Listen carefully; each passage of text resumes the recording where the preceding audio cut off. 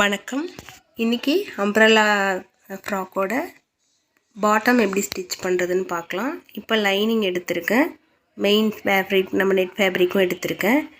இதை நம்ம ரெண்டு சைடும் ஃபஸ்ட்டு கொஞ்சமாக மடித்து அடிச்சுக்கலாம். ஏன்னா பிசுறு வராமல் இருக்கும். அதுக்காக தான் நம்ம ஓவர்லாக்கெல்லாம் இதில் போட முடியாது. அதனால் இந்த லைனிங் கிளாத்தையும் இந்த மாதிரி ரெண்டு மடிப்பு மடித்து தையல் போட்டுக்க போகிறேன். அதே மாதிரி நெட் ஃபேப்ரிக்லேயும் தையல் போட்டு எடுத்துக்க போகிறேன். எடுத்துக்கிட்டு அது ரெண்டையும் இந்த மாதிரி நல்ல பக்கம் பார்த்து வச்சு ஜாயின் பண்ணி எடுத்துக்கலாம். எடுத்துகிட்டு அப்படியே நம்ம டாப் போர்ஷனில் அட்டாச் பண்ண வேண்டியது தான். நம்ம டாப் ஸ்டிச் பண்ணுறது முன்னாடி வீடியோவிலே கொடுத்துருக்கோம். வீடியோ லென்த்தாகுங்கிறதுனால இதை செகண்ட் வீடியோவாக நான் போஸ்ட் பண்ணுறேன். இந்த மாதிரி ஜாயின் பண்ணிக்கோங்க. ஏன்னா நம்ம ப்ளீட்ஸ் எதுவும் இல்லாதனால ரொம்ப சிம்பிள்.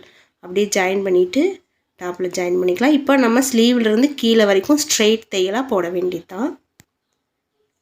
பாருங்கள், இந்த மாதிரி நீங்கள் அளவு பார்த்துட்டு இந்த இடத்துல ஹிப்புக்கிட்ட நீங்கள் ஸ்டாப் பண்ணிவிட்டு பண்ண வேண்டிய விஷயம் என்னென்னா, இந்த மாதிரி லைனிங்கை மேல் பக்கமாக தள்ளி விட்டுட்டு இந்த மாதிரி மேல் பக்கம் தள்ளிவிட்டு உள்ளே இருக்கிற மெயின் ஃபேப்ரிக்கை இந்த மாதிரி எடுத்து விட்டுக்கோங்க.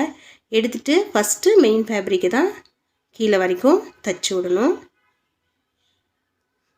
லைனிங்கை இந்த மாதிரி தள்ளி விட்ருங்க. மேலே தள்ளி விட்டுட்டு இதே மாதிரி நம்ம ஆல்ரெடி மடித்து தைச்சிருக்கோம் அந்த தையல் நேரையே கீழே வரைக்கும் போட்டு எடுத்துக்கலாம். வேணும்னா நீங்கள் இன்னொரு தையல் கூட போட்டுக்கலாம், ரெண்டு தையல். அதுக்கப்புறமா நம்ம லைனிங்கை ஜாயின் பண்ணணும். அதுக்கு மெயின் ஃபேப்ரிக்கை இந்த மாதிரி உள்ளே தள்ளி விட்டுட்டு லைனிங்கை ஜாயின் பண்ணிடுறோம். அவ்வளோதான், ஈஸியாக வேலை முடிஞ்சிடும். டாப் தைக்கிறதுல தான் கொஞ்சம் டைம் எடுக்கும். கீழே அம்ப்ரெல்லா கட் பண்ணுறது ஈஸி. இந்த மாதிரி கீழே இருந்து கூட நீங்கள் தைச்சிக்கிட்டே வந்துடலாம். மெயின் ஃபேப்ரிக் உள்ளே தள்ளி விட்டுட்டு இப்படி இந்த மாதிரி மேலேருந்து தைச்சிக்கிட்டு வந்தீங்கன்னா இந்த இப்புக்கிட்ட வரும்போதும் நல்லா மெயின் ஃபேப்ரிக் இந்த மாதிரி உள்ளே தள்ளி விட்டுட்டு தையல் ஃபினிஷ் பண்ணிட்டீங்கன்னா ஃப்ராக் நல்லா வந்துடும். அவ்வளோதான். இந்த மாதிரி தள்ளி விட்டு ஸ்டிச் போட்டு எடுத்துக்கோங்க. அதே மாதிரி கீழ்ப்பக்கமும் லைனிங்கை இந்த மாதிரி 1/2 இன்ச்சுக்கு மடித்து அடிச்சுக்கோங்க. மெயின் ஃபேப்ரிக்கையும் மடித்து அடிச்சுக்கோங்க.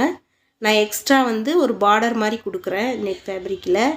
அதே லைனிங்கில் இந்த வயலட் கிளாத் மிச்சம் இருந்தது. அதில் இந்த மாதிரி ஒரு ஸ்கேல் அளவு கிராஸ் பீஸ் எடுத்து ஜாயின் பண்ணியிருக்கேன். நீங்கள் அந்த ரவுண்டு எவ்வளோ வருதோ அந்த அளவுக்கு அளவு பார்த்து எடுத்துக்கோங்க. எடுத்துக்கிட்டு இந்த மாதிரி ஒன் சைடு மடிச்சுட்டே நான் அந்த ஃபேப்ரிக்கில் வச்சு அடிக்கிறேன். நெட் கிளாத் ஆல்ரெடி நான் மடித்து அடிச்சிருக்கேன். அதனால் அது மேலே வச்சு தைக்கிறதுக்கு நமக்கு ஈஸியாக இருக்கும். இந்த மாதிரி ரவுண்டாக தைச்சிட்டு மேல் பக்கம் இந்த மாதிரி மடித்து தைக்கும்போது நமக்கு ஒரு குட்டி பார்டர் வயலட் கலரில் கிடைக்கும். நம்மளுக்கு அந்த கலர் மேட்சிங் நல்லாயிருக்கும். அதுக்காக தான். இப்போ இந்த ஃப்ராக் தைச்சி முடித்தாச்சு. தைச்சதுக்கப்புறம் இப்படி தான் இருக்கும். சிம்பிளாக ரொம்ப சூப்பராக இருக்கும். பார்க்குறதுக்கு நல்லா இருக்குது பாருங்கள். தைச்சதுக்கப்புறம் இப்படி தான் இருக்குது. இதில் நம்ம க்ரியேட்டிவிட்டி தான். இன்னும் ஏதாவது நாட் வைக்கணும், ஏதாவது ஃப்ளார் மாதிரி செஞ்சு வைக்கணும் அப்படின்னா நம்மளோட இஷ்டம்தான். Frock ready. Thanks for watching. Bye.